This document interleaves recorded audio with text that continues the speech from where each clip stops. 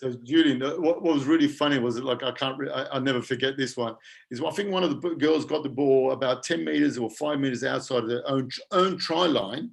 Yes. So for her to escape the opposition, she actually went into her try line, went back into her try line, went around and went out. So there was no direction at all. just run. And that was hilarious when I saw that. I'm going, I just run like this. No. You need to go forward.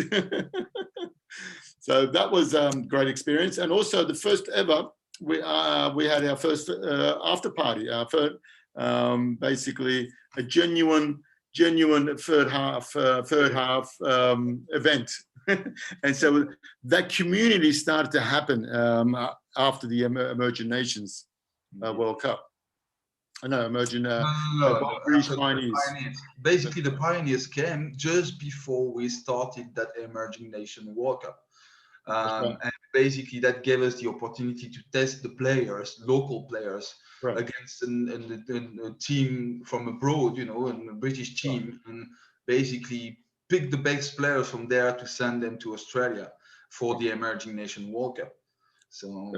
Also, Julian, I think we missed one game, our actual first international game that gave us the credibility and accreditation to become a observer member to European Rugby League, and that was the first under 20s international game against Serbia. So we played our first game. So we had to play that game because we had a competition of 4 teams, 5 teams, but we needed an international game first. So that was our first game. So we became a observer member in 2017, late 2017, or early 2018. That was a very busy year. Yeah, it was. Because we then flew to Australia. That's right. That was wonderful of Tas Pituri organising the Emerging Nations World Cup, inviting us as a wild card. We had no ranking. No ranking. Yes. But the funny thing was, Julian, you and I, we started talking. Who's going to come to this team? We don't know people in Australia. Mm-hmm. How are we going to develop this? How are we going to go to Australia? Where's the money going to come from? I mean, this was a real big, major project from zero. We applied without knowing. And you actually sort of that was another gamble. Yeah, you basically put me on the spot. You go, so you're thinking of covering this all yourself, are you? I said, mate, we'll do it, but I don't know how, but we're going to do it. We'll find a way. We'll find a way.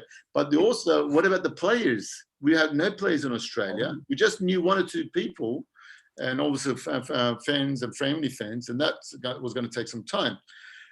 But what was really good about this, Julian, was what a turning point.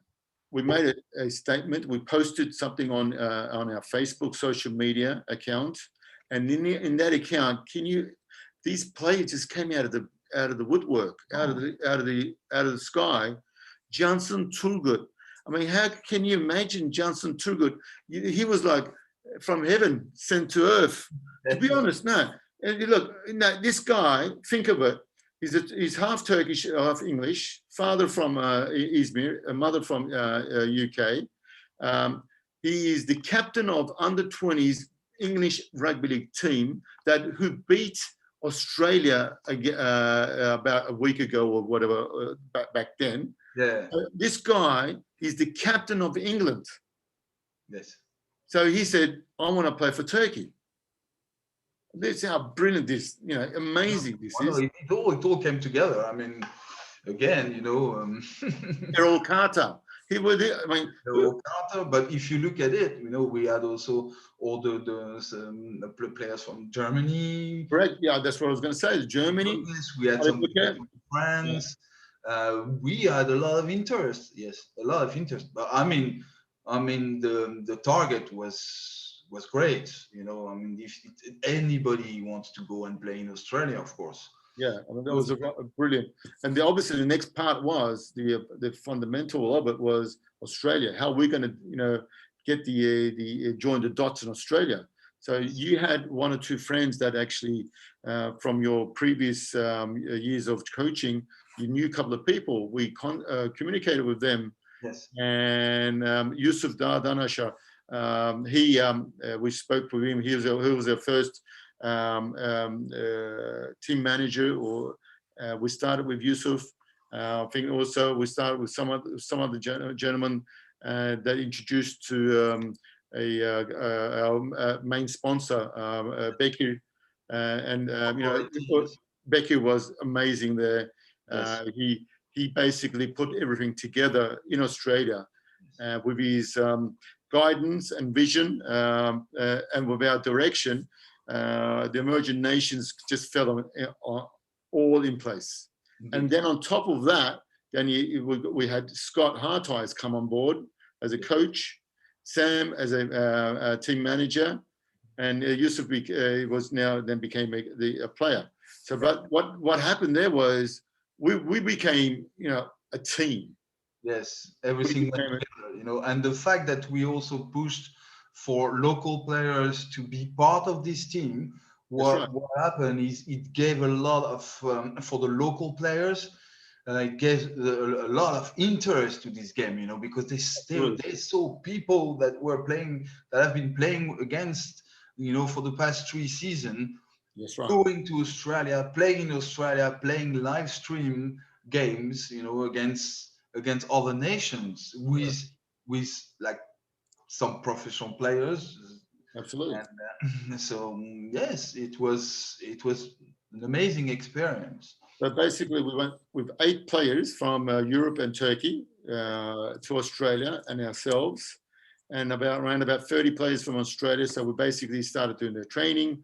And then on the 1st of October of 2018, our first game against Solomon Islands. Solomon Islands, yes. And the interest there was the stadium was full of Turks. We had the ambassador came also. No, there's a consulate general. Sorry, he came and was with us. That was fantastic. We had a wonderful, wonderful day, and it was just like you opened the can of worms, and we all just came out flowing, and so everybody was excited. And so basically, what's really stuck in your mind about emerging nations? It's just the organization, the players also. We discovered, like new players, new atmosphere. Yes, and the fact that we also stayed for two weeks basically there together in a closed space. You discover yourself, you discover other the people that you go with every weekend, and that we will spend 2 weeks together. There's no hiding. So it's an amazing moment. And first time also in Sydney. Yes, and remember going to the grand final. You remember? Yeah, we went to see the grand final. So probably the best experience. The best experience anyone can have in rugby league. Absolutely. It was about 70,000 people in the crowd. We were out at the bleachers. We can't even see anything down the bottom. But being in the environment was fantastic. Exactly. It was great. And obviously Tariq was hosting us then. It was brilliant. That was excellent. I think we stayed at his house or we were in that area. It was good.